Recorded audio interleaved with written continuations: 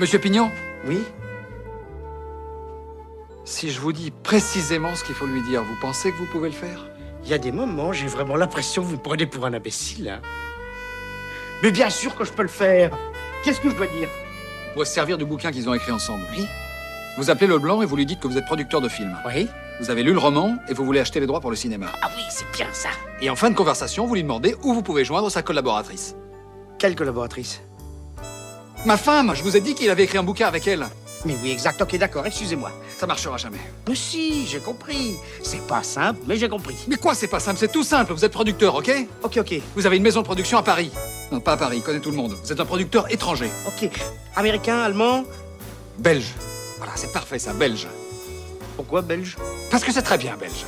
Vous êtes un gros producteur belge, vous avez lu Le Petit Cheval de Manège, c'est le titre du roman, et vous voulez lui acheter les droits pour le cinéma, ok? C'est un bon livre? Très mauvais, quelle importance? Ça m'embête un peu, ça. Pourquoi? Si le bouquin est mauvais, pourquoi j'irai acheter les droits? Monsieur Pignon, Oui. vous n'êtes pas producteur. Non. Vous n'êtes pas belge non plus. Non. Ça n'est donc pas pour acheter les droits du livre que vous téléphonez, mais pour essayer de savoir où est ma femme. Alors ça, c'est très tordu, mais bougrement intelligent. C'est quoi son numéro? 01 47 47. Je vais le faire moi-même. Il s'appelle Juste Leblanc. Ah bon, il n'a pas de prénom. Je viens de vous le dire, Juste Leblanc. Leblanc, c'est son nom, et c'est juste son prénom. Monsieur Pignon, votre prénom à vous, c'est François, c'est juste? Oui. Eh bien, lui, c'est pareil, c'est juste. Bon, on a assez perdu de temps comme ça. Ma femme a signé le roman de son nom de jeune fille, Christine Le Guirec. Ah bon? Elle est bretonne? Je vous en prie, restez concentrés. Excusez-moi. Et vous n'oubliez pas, en fin de conversation, vous lui demandez où vous pouvez joindre Christine Le Guirec. Ça sonne, je vous mets sur haut-parleur. Je prends l'accent belge? Non. Allô? Allô? Allô? Pourrais-je parler à monsieur Leblanc juste une fois? Bonsoir, monsieur Leblanc. Georges Van Brugel à l'appareil. Pardon de vous déranger à une heure aussi tardive. Je suis producteur belge, n'est-ce pas? J'arrive de Belgique une fois et je suis très intéressé par votre roman. Votre roman, Le Petit Cheval de Manège. Le Petit Cheval de Manège. Et j'aimerais discuter l'achat des droits pour le cinéma. C'est une blague ou quoi? Pas du tout. Pourquoi une blague? Étienne. Pardon? Arrête tes conneries, Étienne, je t'ai reconnu. Vous faites erreur, monsieur Leblanc. Je ne suis pas Étienne du tout. Je suis producteur et j'arrive de Bruxelles. Quelle production? Pardon? Votre maison de production, c'est quoi? Les films du plat pays. Les films du plat pays? Ce sera une production jeune mais dynamique, monsieur Leblanc. Et vous êtes intéressé par mon roman? C'est pour le cinéma ou la télé? Pour le cinéma, monsieur Leblanc, pour le grand écran. Pas pour la petite lucarne. Je dois vous prévenir que j'aimerais faire l'adaptation moi-même. Ça ne paraît pas poser de problème, ça, monsieur Leblanc. Mais vous devez seulement s'avouer. Nous avons une grosse production et que nous l'avons pour de nos moyens. Mais si vous n'êtes pas trop gourmand... On réglera les questions d'argent plus tard. Quand puis-je vous rencontrer, monsieur? Monsieur? Van Brugel, alors écoutez. Alors, je vous appelle demain chez vous et on prend rendez-vous une fois. Entendu, à demain. À demain, monsieur Leblanc. Et voilà, on a les droits. Oh là là là là là. Et pour pas cher, à mon avis, il a marché. Il a marché à fond, le gars. Et ma femme? Quoi? Il a oublié ma femme. Il fait le clown pendant 5 minutes et il oublie ma femme. À la boulette. Ça dépasse tout ce que j'ai pu imaginer. Ah, ça y est, c'est fini. C'est fini l'île dorée. Les maisons ont baissé. Là, les bourges qu'on a achetées ici sont niquées. Il y a des skis, c'est niqué. C'est la fin. Regarde, tu me diras, ils font pas trop de bruit. Moi, j'ai la zonée à l'île dorée, je crache pas sur la pessoux, je dis pas ces bourges comme tous ces acteurs qui disent c'est bourgeois ignobles, là, t'en fais partie, gros con. Moi, j'en fais partie, hein. C'est pour ça que je vis avec une légère inquiétude la progression de Besancenot. J'avoue que une dictature du prolétariat, du moment qu'il me laisse au moins ma zonée dans le 9e, je veux bien qu'il me becque celle-là, qu'il me becque bon. Ben voilà, il faudra se soumettre au bien collectif. Je suis en train de te dire, non, mais il n'y a pas besoin de cracher sur la bourgeoisie, puisque je te dis, moi, je fais partie de la bourgeoisie, puisque j'ai accédé à une nouvelle classe sociale. La bourgeoisie, elle est là, et puis, bon, si je voulais faire, si j'avais un amour absolu du prolétariat, ben, je vais à Palavas, hein. C'est, un jour, on dira, eh ben, nous savions comment, dans les années 2000, la bourgeoisie, plutôt de droite, avec un peu de gauche de temps en temps, voilà comment elle vivait. C'était, je suis Claude Lévi-Strauss, tu vois, ethnologue. Lui, il a décidé d'enlever le t-shirt. Bon, là, il y a eu une décision. Mais tu vois, tout est mystérieux. Pourquoi cet homme a tout d'un coup décidé une déglingue totale, il enlève le t-shirt à ce moment-là. T'as vu comme les mecs suivent sans aucune détermination. D'ailleurs, plus personne suit, là. Ils savent plus ce qu'il faut faire, mais enfin bon, il y va à droite. Il perd déprimé. Tu vois, c'est un Bourge, mais il a l'air totalement déprimé. Il sait plus s'il faut s'arrêter, pas s'arrêter. Eux, ils s'arrêtent, lui, il veut pas. Il y a rupture avec le groupe. Tu vois, regarde, il a une espèce de gros moment où ils vont, non, il y a révolte. Mais c'est-à-dire qu'il veut plus rien. Il veut même plus qu'on parle. Il en peut plus de sa meuf qui parle. L'autre est plus en forme. Voilà, il adhère. Mais l'autre, il en a marre. L'autre est en super dépression. D'ailleurs, l'acte de désinhibition d'enlever le t-shirt était déjà les premiers symptômes d'une déglingue. Il est étonnant, hein, le torse nu, hein.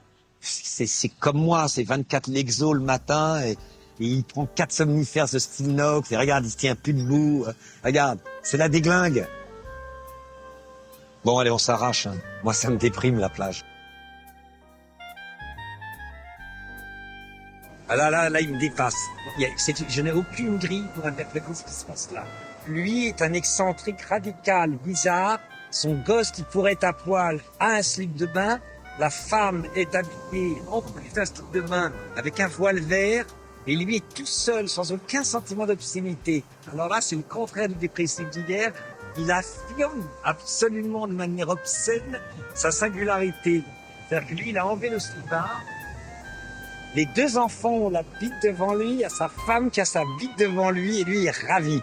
Alors, interprétation, énorme narcisse, qui est fou de sa bite.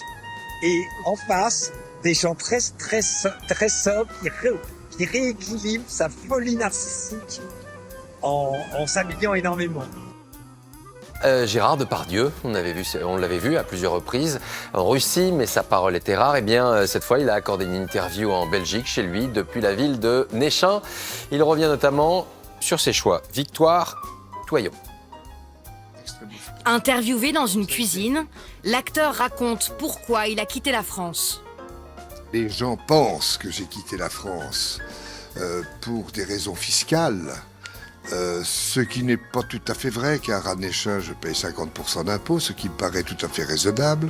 Un peu plus loin dans l'entretien, la star reconnaît tout de même qu'il était lassé de payer 87% d'impôts. Il a aussi fui un pays qui ne le reconnaît plus. C'est surtout le manque d'énergie. La France est triste. Et je pense que les Français en ont marre.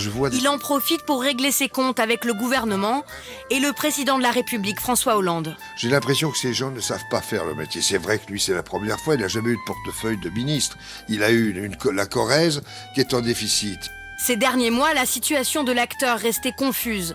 Dans cet entretien, il confirme qu'il a bien acheté une maison dans le village belge de Néchin et qu'il va vendre son hôtel particulier à Paris, avec un peu de regret, dit-il. En projet, peut-être ouvrir un restaurant à Néchin et tourner plusieurs films aux États-Unis ou en Russie, dont il a pris la nationalité en janvier. Alors c'est clap, c'est parti, bonjour. On a démarré avec du pastis. Et qu'est-ce qu'il y a à côté du pastis? Il y a réserve Jean Reno. Pourquoi réserve Jean Reno? Qu'est-ce que c'est que ça? What is this? Nous, à D'Artagnan, on n'a jamais fait d'huile d'olive ou quoi que ce soit.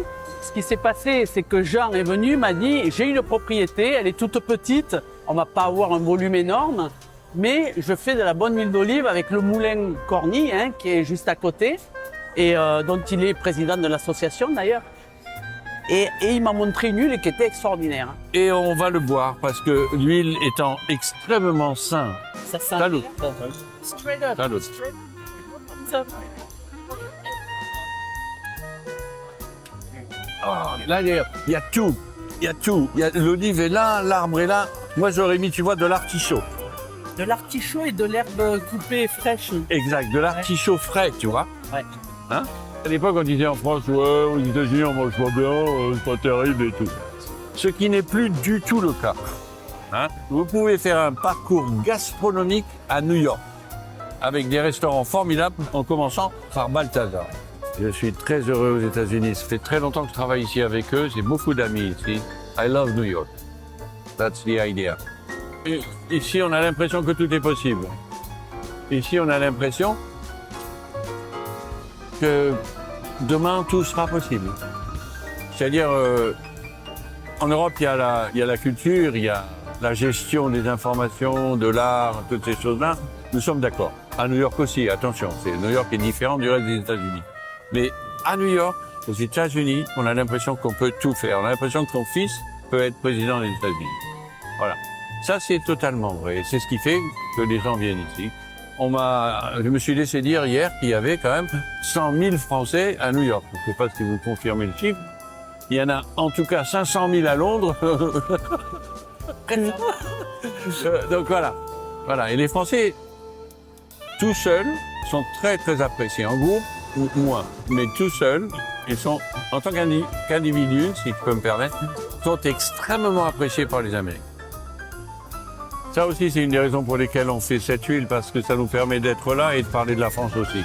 Eh oui. Parce qu'évidemment, l'huile, l'arbre, il est sur le terrain français, sur la terre française. Donc voilà, ça aussi, mais sans prétentieux, sans prétentieux. Et on était charrette. L'homme le plus classe du monde meurt et ses dernières paroles, c'est monde de merde. Pourquoi il a dit ça? C'est ce que je veux savoir. Merci, c'est pas facile à trouver. C'est sûrement un nom. Si c'est une femme, je veux savoir quelle femme. Si c'est un cheval, je veux savoir dans quelle course. Nous, on pensait que ça pouvait être un prénom. Bonjour. C'est moi Orson Welles. Ceci est ma maison que vous voyez derrière là. Pas mal, non? C'est français. Je me permets d'interrompre ce film parce qu'on se fout un peu de ma gueule. C'est du vol et du plagiat. J'aime pas trop les voleurs et les fils de pute. Dans ce film, le héros meurt au début et des journalistes décident d'enquêter sur ses dernières paroles. Comme dans Citizen Kane. J'appelle ça du plagiat. Les journalistes vont interviewer des gens sur le héros. Vous allez voir que les témoignages, ça va être des flashbacks. Je les vois trop arriver. Et Godard arrive.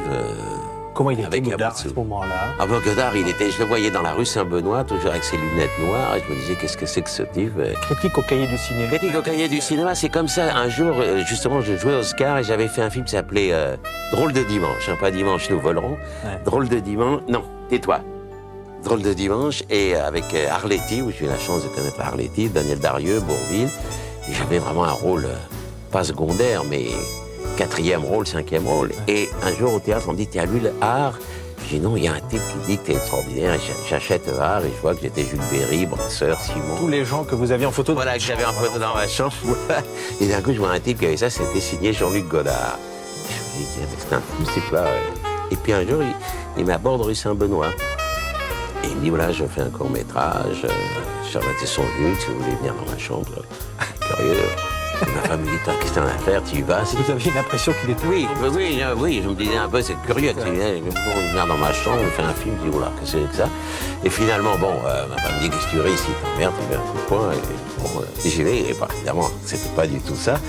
Et j'ai fait Charlotte et son Jules. Il me dit, quand je ferai un grand film, je te prendrai, si tu veux. Mais est-ce qu'il était déjà, on va dire, vous ne savez pas ce qu'il allait faire dans la minute, vous ne saviez pas ce que vous alliez tourner? Oui, mais vous savez, à cette époque-là, Godard, on dit qu'il ne savait pas, mais il était quand même, dans sa tête, il avait bien ce qu'il voulait faire. Et dans ces Charlotte et son Jules, donc je le fais, je suis rappelé en Algérie, et d'Algérie, je reçois une lettre de Godard. J'étais à Usindé à ce moment-là, et il me dit voilà, j'ai une opportunité de sortir ce court-métrage, mais je n'ai pas le droit de te doubler, est-ce que tu me donnes l'autorisation que je te double? Et Godard m'a doublé pour la voix. Bon, après, quand je suis revenu... La voix de Belmondo. Non, et c'est resté dans Charlotte et son Jules parce que j'ai pas voulu... On l'imagine très bien, la voix de Godard. Voilà. Et alors après, il y a eu... Becker faisait un film, Jacques Becker, qui s'appelait Le Trou. Et on lui montre ce jeune acteur, moi en l'occurrence, pour jouer un rôle. Et il dit, ah oui, il est bien, mais il a une voix impossible. Et je n'ai pas fait le film. Augustine à la Salpêtrière. gros plan, c'est la même image. Voilà. Et René Bonnel ne peut pas me dire ça n'intéressera pas les gens si vous parlez de Freud. Et du reste, c'est les transports en commun. Et qu'est-ce que c'est le cinéma? C'est un transport en commun, au sens affectif. Voilà. Ben, c'est ça le travail.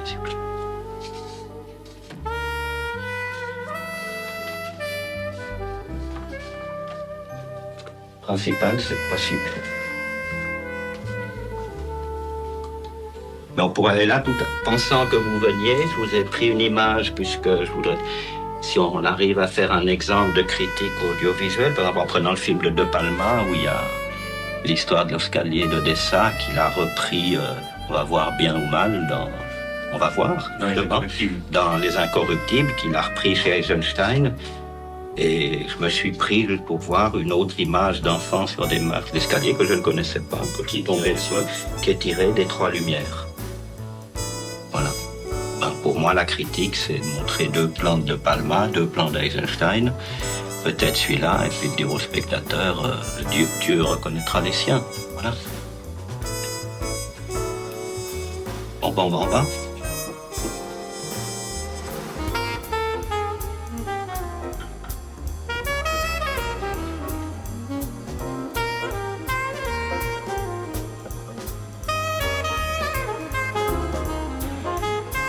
Voilà, ça c'est le ralenti qu'on trouve chez Peckinpah, si vous voulez.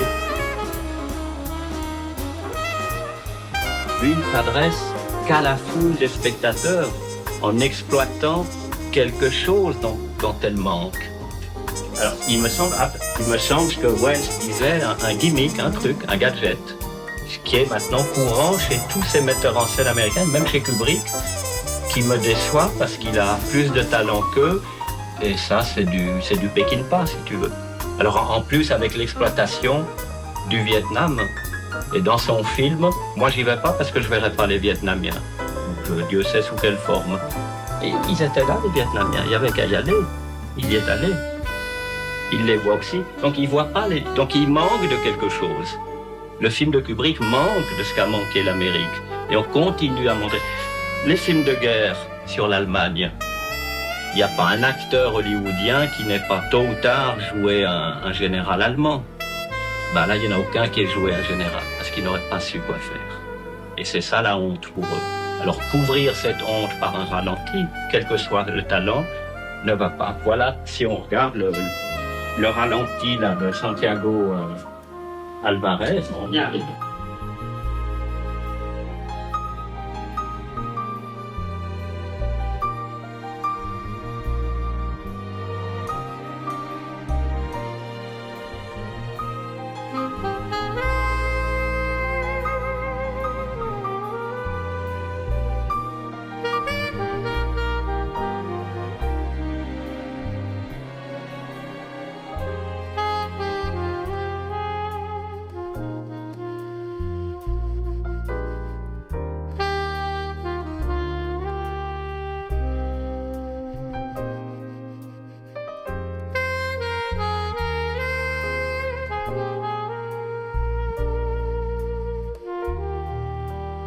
Division du camp socialiste n'assombrissent pas l'avenir. Pour illustrer ce slogan, voilà un film de guerre fait par un copain. La matière même de la pellicule, et on cherchant à reculer. Il suffit de voir ça pour voir que de temps en temps, quand on passera des images du Kubrick, ça ne tient pas.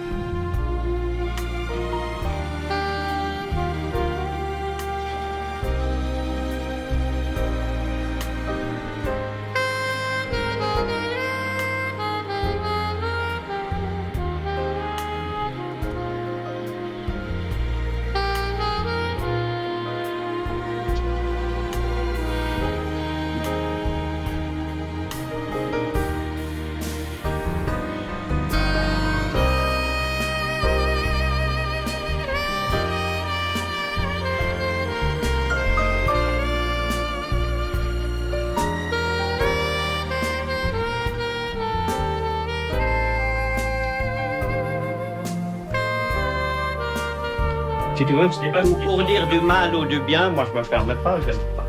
Il ne me viendrait pas l'idée de faire la guerre. J'ai déserté dans 2 pays, et ça vient. Mais il faut regarder. On voit quelque chose auquel on croit, et là il ne croit plus au cinéma, et il le force à croire, et le cinéma ne peut plus. Là, à un moment, il y a un minimum d'honnêteté, disons, on voit que l'autre qui est fait de documentaires est tellement travaillée par une fiction stylisée comme ça qu'elle redonne quelque chose. Et là, il lui manque l'enquête documentaire. Donc la fiction, alors on la puise par des éléments, par un Kubrick a un savoir-faire, chez Peckinpah, mais Peckinpah marche aussi. On rajoute du sang, des trucs. Et si vous regardez même, enfin je sais pas, il y a un moment, à mon avis, je sais pas dans quel, si on est dans le plan là, il y a un moment où il y a un moment, les soldats, ils font ça. Mais Becker qui gagne à Wimbledon, il fait aussi ça. Il y a quelque chose d'autre. Et comme tu le dis, Kubrick n'est pas le plus mauvais cinéaste. Non, absolument. On n'a même pas critiqué le film, on a juste dit un certain nombre de choses. Ensuite, le spectateur est juge. Il fera du succès le succès qu'il veut. Ou même, s'il n'a pas vu ça, mais ceux qui l'auront vu iront peut-être d'autant plus le voir après. C'est pas ça du tout. Et ça, je crois que c'est un aspect... La critique apporte un aspect documentaire, mais la critique visuelle. En littérature, il n'y a pas besoin. Quoi qu'en littérature, quand Truffaut faisait des critiques, sa première critique... tendance du cinéma français ou un truc comme ça. Il a pris des dialogues d'Orange et Bost, il a pris des dialogues de Bresson, il les a mis côte à côte. Et voilà, c'était fait. Dieu avait reconnu les siens et Orange était furieux. Ce qu'il révélait trop de lui-même, par exemple, dans ce morceau presque anthologique où je lui dis, pensant qu'il était d'accord avec moi, bien sûr, il n'était pas question que vous alliez tourner dans le sud-est asiatique, puisque nous savons tous que Kubrick tournait en général à 10 km de chez lui, sauf les scènes de Barry Lyndon, certaines qui ont été tournées en Irlande, mais il était tellement mal à l'aise qu'au bout de quelques semaines, il a plié bagages et il est retourné en Angleterre pour tourner. Parce que ses voitures s'enfonçaient dans des chemins de traverse, enfin bref. Donc je lui posais cette question de complicité entre nous. Il n'est pas question que vous alliez tourner Et il a commencé à m'expliquer avec une logique absolument imparable que, en fait, les Allemands avaient élaboré dans les années 30 une architecture industrielle d'un certain type, architecture industrielle qu'on trouve également dans la banlieue de Londres, qu'on trouve dans la banlieue parisienne et qu'on trouve également au Vietnam. En particulier près de Hue, il y avait cette architecture industrielle. Et lui voulait utiliser ces décors de cette architecture industrielle, seulement la guerre du Vietnam étant passée par là, il n'y avait plus ces fameux bâtiments d'architecture industrielle au Vietnam. Par contre, en sortant de chez lui, en faisant quelques pas, il avait trouvé une usine désaffectée qui correspondait exactement à cette architecture industrielle qui avait été construite également au Vietnam par les mêmes Allemands. À partir du moment où elle était désaffectée, on pouvait la faire sauter, la détruire, puisqu'on pouvait faire une fausse guerre comparée à la vraie guerre du Vietnam avec les mêmes résultats, c'est-à-dire la destruction de ses décors. Et donc, puisque le Vietnam était plus à Londres, près de chez lui qu'au Vietnam, pourquoi ne pas tourner à Londres? Et puis après, il m'a dit, bon, évidemment, après, on apporte de la fumée, on fait venir 10 000 palmiers, voilà, et on met des hélicoptères, et voilà. Et effectivement, aucun spectateur ne peut imaginer que ce Vietnam a été tourné tout près de la maison de Kubrick. Voilà. Donc, peut-être c'est ce détail, mais en tout cas, il était satisfait d'entretien, mais il préférait quelque chose de plus, peut-être de plus réduit. J'avais eu la même impression, la même expérience avec Bresson d'ailleurs. Je pense que Kubrick était rétif à l'entretien. Il le faisait parce qu'il était contraint de le faire. C'était un businessman, il savait qu'il fallait faire la promotion de ses films. Il choisissait quelques journalistes dans chaque pays avec lesquels il avait un certain rapport de confiance. À vrai dire, je crois qu'il y en a eu 4. Il y a eu Richard Schickel de Time, il y a eu Alexander Walker, le jésuite Gene Phillips et moi, pour être modeste, avec lesquels nous avons eu des entretiens régulièrement. Il a effectivement reçu d'autres personnes une fois pour faire un entretien.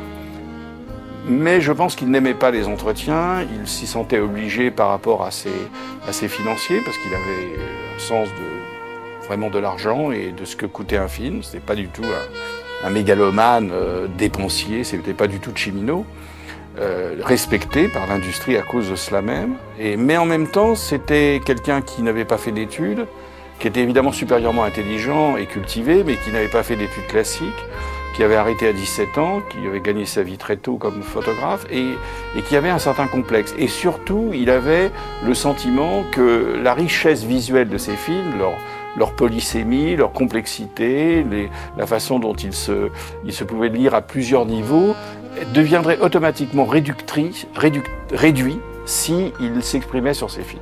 S'il commençait à élaborer un discours qui serait automatiquement en deçà de ce qu'il avait pu exprimer sur l'écran. Et je crois qu'il ne voulait pas cela du tout, et c'est pour ça qu'il donnait très peu d'entretien, et de moins en moins au fur et à mesure qu'il vieillissait.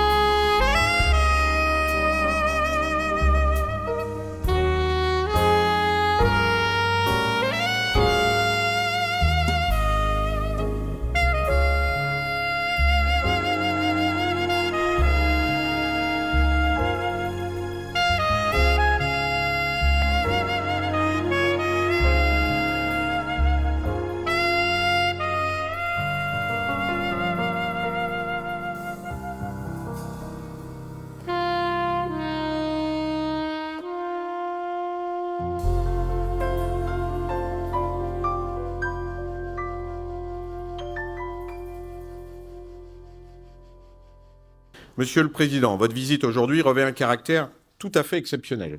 Vous êtes le premier chef de l'État à nous gratifier d'un tel honneur, et ce, au lendemain du premier contrat du Rafale en Égypte. Monsieur le Président, les hommes et les femmes de Dassault Aviation ont une grande fierté de savoir que les avions qu'ils conçoivent, produisent, soutiennent et assemblent ici sont une des clés de voûte de la sécurité des Français et un élément essentiel de la souveraineté nationale. Le Rafale, c'est un formidable avion. Il participe à la défense de notre pays. Il nous permet d'être respectés partout où nous sommes appelés à intervenir en opération extérieure. Il contribue à la réussite industrielle technologique du pays. Il permet la croissance et l'activité. Alors, soyez-en fiers, puisque c'est vous qui l'avez créé, composé, assemblé, produit, exporté. Soyez-en remerciés. Soyez conscients de ce rôle majeur que vous jouez avec le groupe Dassault pour l'économie du pays, pour sa défense, pour son rayonnement. Vive le Rafale, vive la République et vive la France.